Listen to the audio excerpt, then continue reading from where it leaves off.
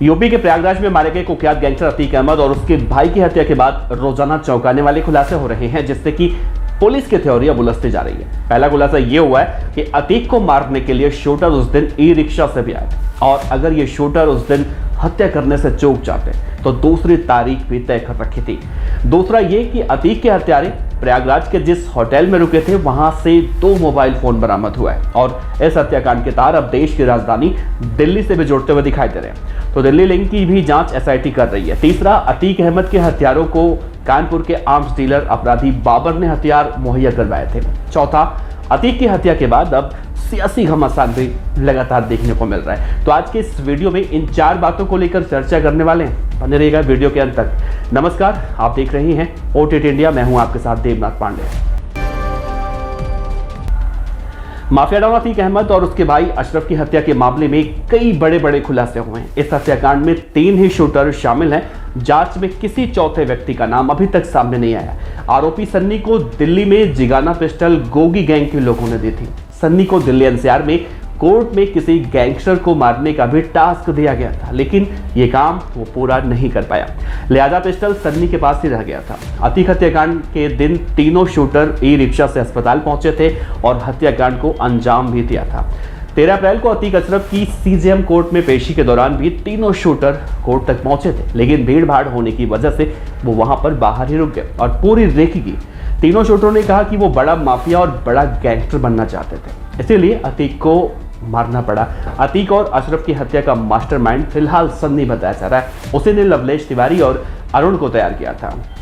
15 अप्रैल को होटल से शाम 7:30 बजे जब लवलेश तिवारी निकला था, उसके बाद दोनों शूटर बाहर निकले। तीनों शूटर मीडिया के जरिए अतीक और अशरफ की पल पल की खबर ले रहे थे। अतीक और अशरफ को अस्पताल में मारने का पूरा प्लान बन चुका था। अगर ये लोग 15 अप्रैल को इस वारदात को अंजाम नहीं दे पाते तो 16 या फिर 17 अप्रैल को अंजाम देते। इस हत्याकांड के 1 हफ्ते बाद एसआईटी ने एक होटल से 2 मोबाइल फोन बरामद किए हैं, जहां तीनों आरोपी कथित तौर पर रुके हुए थे। अभी तक की जांच में फिलहाल ये सामने आया है कि आरोपी पहले से योजना के तहत प्रयागराज पहुंचते हैं और हत्याओं को अंजाम देने से 2 दिन पहले घटनास्थल के पास एक होटल में किराए पर कमरा लिया था। मीडिया रिपोर्ट के मुताबिक प्रयागराज के एक होटल, जिसका नाम नहीं बता सकते हम, उनके प्रबंधक ने कहा है कि पुलिस ने घटना के 1 दिन बाद 16 अप्रैल को सड़क के किनारे कई होटल के सीसीटीवी फुटेज को स्कैन किया, उनके होटल फुटेज को अपने कब्जे में भी लिया है। पुलिस सूत्रों ने यह कहा है कि आरोपी कथित तौर पर घटना से 2 दिन पहले 13 अप्रैल की रात एक होटल में पहुंचे थे और होटल की दूसरी मंजिल पर एक डबल बेड एयर कंडीशनर वाले कमरे 203 में रुके हुए थे। कहा जा रहा है कि आरोपी के पास अब तक 2 मोबाइल फोन बरामद किए गए।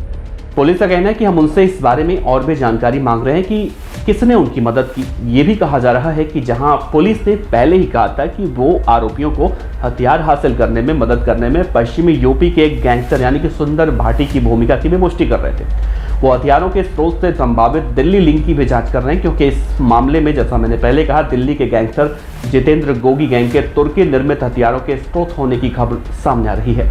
हालांकि एक प्रतिष्ठित अखबार के हवाले से प्रयागराज के एक पुलिस अधिकारी ने कहा है कि आरोपियों ने गोगी गैंग के नाम की पुष्टि की है। अधिकारी ने कहा है कि तीनों ने गोगी का जिक्र किया, हालांकि उनके बयानों की पुष्टि अभी भी की जा रही है। पुलिस सूत्रों ने यह पुष्टि की है कि कम से कम 2 शूटर, मोहित उर्फ सन्नी और लवलेश तिवारी, एक दूसरे को पिछले कुछ समय से तो जानते हैं। एक अन्य घटनाक्रम में भी कानपुर की पुलिस ने उन खबरों को झूठा करार दिया जिसमें यह दावा किया जा रहा था कि आरोपियों ने कुख्यात अपराधी बाबर से अपना एक हथियार मंगवाया था। मीडिया रिपोर्ट्स के मुताबिक कानपुर के बाबर ने कथित तौर पर पिछले साल कानपुर में हुई हिंसा के आरोपियों को भी हथियार सप्लाई किए थे। वो D2 गैंग का सक्रिय सदस्य बताया जाता और उसके खिलाफ कई आपराधिक मामले पहले से ही दर्ज हैं। तो इन हथियारों को लेकर भी कानपुर पुलिस कमिश्नरेट ने ट्विटर पर एक बयान में कहा है कि सभी से अनुरोध है कि इस तरह के भ्रामक और निराधार खबरों पर ध्यान न दें और किसी भी तरह के झूठे संचार से बचें। इस बीच कुछ न्यूज़ रिपोर्ट्स में तो ये भी दावा किया गया था कि अतीक अशरफ हत्याकांड में कम से कम 2 और व्यक्ति शामिल थे, जिसमें साफ तौर से पुलिस ने अब झूठा कह दिया।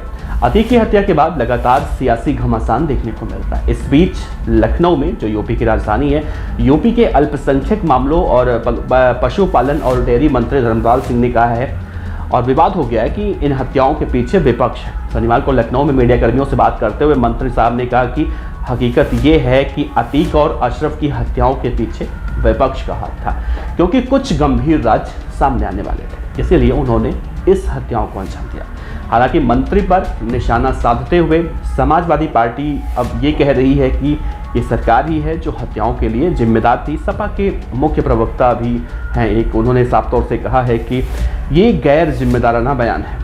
वो साफ तौर से झूठ बोल रहे हैं। हत्याएं पुलिस हिरासत में हुई हैं और घटना के समय दोनों को हाथों में हथकड़ी लगाई गई थी और इसके लिए सिर्फ और सिर्फ सरकार जिम्मेदार है। तो अतीक अहमद और अशरफ के हत्याकांड की जांच जब एसआईटी कर रही है, लेकिन इस हत्याकांड ने जहां पूरे देश को हिलाकर रख दिया है, तो वहीं रोजाना इस मामले में एक के बाद एक कई चौंकाने वाले खुलासे भी निकलकर सामने आ रहे हैं। वैसे आपको क्या लगता है, जिस तरह से सरकार के मंत्री ये कह रहे हैं कि इस हत्याकांड में विपक्ष का हाथ है, तो क्या इन बातों को भी एक तरह से सीरियस आप ले सकते हैं, या फिर जिस तरह से विपक्ष के नेता अब आरोप लगा रहे हैं कि इस पूरे घटनाक्रम में सरकार का हाथ है, सरकार की कस्टडी में हत्या हुई है, उत्तर प्रदेश में योगी आदित्यनाथ की सरकार है, तो सिर्फ ये बयानबाजी कर देने से कुछ हासिल नहीं होने वाला। तो इन सब खबरों में कितनी सच्चाई है। और एक बात और जो पुलिस कमिश्नर ने ट्वीट किया है कि अतीक अहमद और अशरफ की हत्या को लेकर जो भ्रामक खबरें फैलाई जा रही हैं, कम से कम आप उस भ्रामक खबरों से बचें और आप सच्ची और अच्छी खबरें देखें। आप OTT इंडिया को सब्सक्राइब कर लीजिए अगर आपने अभी तक नहीं किया, क्योंकि यहाँ पर आपको सिर्फ सच्ची और अच्छी खबरें देखने को मिलती हैं। यहाँ पर किसी भी तरह का मिर्च मसाला लगाकर हम खबर को पेश नहीं करते हैं। आपका बहुत बहुत शुक्रिया। देखते रहिए OTT इंडिया। नमस्कार, जय हिंद।